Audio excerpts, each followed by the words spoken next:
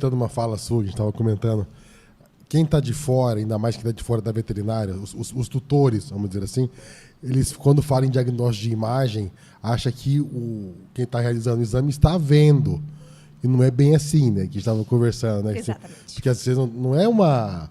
Não é 3D, não. Acho que você, até 3D você não está vendo, né? Uhum. Você não abre e olha, tá certo, e fecha. Né? Não, não é assim. Você está interpretando algumas coisas. Os eu vou até contar um caso que aconteceu lá. hoje, no laboratório, hoje. Tá? Contar para você. A gente está acompanhando uma paciente, acho que é o terceiro ultrassom que ela está fazendo, num pequeno espaço de tempo, né? E houve uma piora nesse exame. Então, o paciente veio, fez o exame, tinha algumas lesões, e depois, eu acho que de 20 dias, mais ou menos, piorou muito os exames de sangue, voltou para refazer o exame de ultrassom, e a gente viu outras lesões que não tinham antes, certo?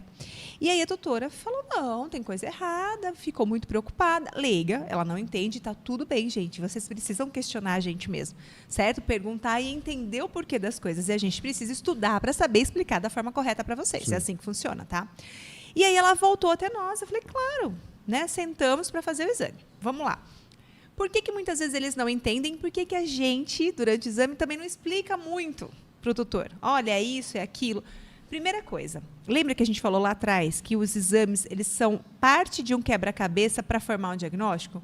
Então, não adianta eu virar para você e falar assim, olha, eu achei um nódulo aqui nesse órgão. Aí você vai jogar lá no Google, o que pode ser um nódulo? O nódulo pode ser desde uma verruga... Vai estar enterrando o cachorro no fim da semana. Até um câncer em estágio terminal. Não é assim que funciona. Então, por isso é que a gente não fala, né? Até o conselho também fala para a gente, olha, a pessoa que não está apta para interpretar o exame, ela não pode receber essa informação. Por isso que a gente fala, você pega o exame e você vai até seu médico de confiança. Ele vai saber interpretar e te explicar o que está escrito lá. É só termo técnico. Né? É uma forma médica que a gente descreve aquilo. Então, não é assim, primeira coisa. E aí, o que a gente fez, então? A gente refez esse exame e aí, claro, com o consentimento da médica veterinária, tudo direitinho, a gente explicou isso para o tutor. E aí ela entendeu. Ela falou, olha, e eu dei um exemplo muito simples para ela entender.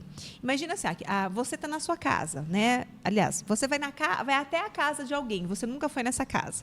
Vocês sabem que casa tem... Sala, cozinha, quarto, banheiro, essas coisas existem numa casa, certo? Mas ela está totalmente escura. Aí eu te dou uma lanterna. E falo assim, vai lá, olha essa casa, volta aqui e me fala o que você viu. Aí você vai falar, caramba, você vai ver para onde a lanterna aponta. Gente, um ultrassom é assim. Eu vejo para onde eu consigo apontar o meu transdutor. É como se fosse uma lanterna. Só que aí existem, teoricamente, era para a gente ver tudo? Teoricamente, sim, mas vamos lá. Existem várias coisas que acontecem ali que não são culpa nem do aparelho, nem de quem está fazendo. É uma limitação da técnica.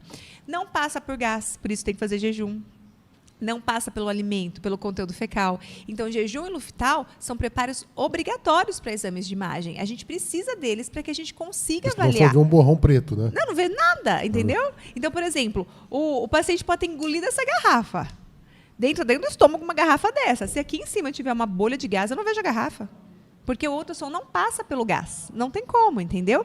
Então, por isso que eu falo que uma técnica complementa a outra. A gente vai para o raio-x, não achou? Vai para a endoscopia, sabe? Então, não quer dizer que você vai fazer um exame de imagem e você vai ter 100% de certeza daquele diagnóstico. Não, ele vai te ajudar a excluir algumas doenças, vai ser uma parte do quebra-cabeça. E isso que as pessoas não entendem. Elas acham que, não, eu vou fazer um ultrassom, eu vou saber tudo daquele paciente. Não, não vai. É uma parte só do exame, certo? Então, se o paciente tiver com muito conteúdo gasoso, então, uma coisa que acontece lá às vezes, até uma dica que eu vou dar para vocês que isso é importante, a pessoa vai e faz certinho, faz jejum alimentar de 12 horas, água à vontade, tem que tomar água, quanto mais água tomar, melhor, vai liberando o conteúdo gasoso. E Luftal, para poder ajudar a liberar o conteúdo gasoso, né? O jejum para liberar conteúdo fecal também e tal.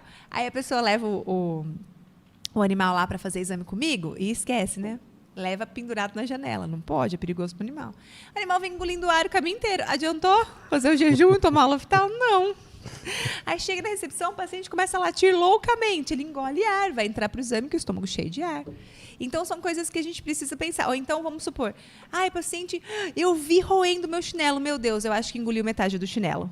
Aí a pessoa vai lá dar comida e vai fazer o exame. Não pode, eu não vou ver. Vai ver só a comida. Eu vou ver comida? Não tem como. Falar, não sei.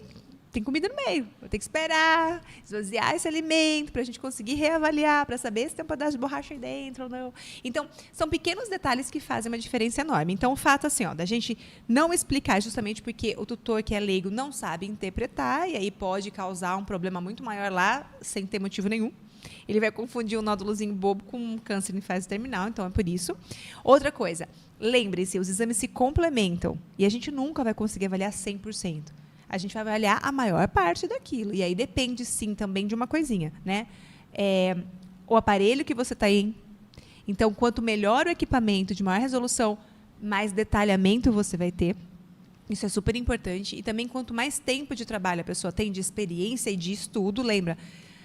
Se você virar para mim e falar assim, não, eu tenho 30 anos de experiência. Eu falo, tá, agora vamos ver seu currículo para saber se realmente você é competente.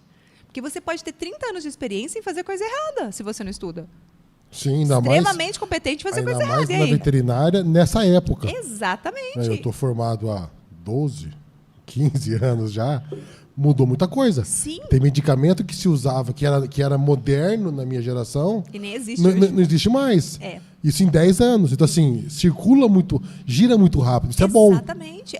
E a gente precisa estar sempre estudando. Então, lembre-se disso. Você pode ser muito experiente em fazer coisa errada. Então, não dá.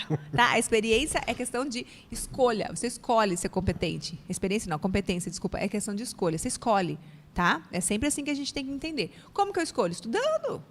Sim.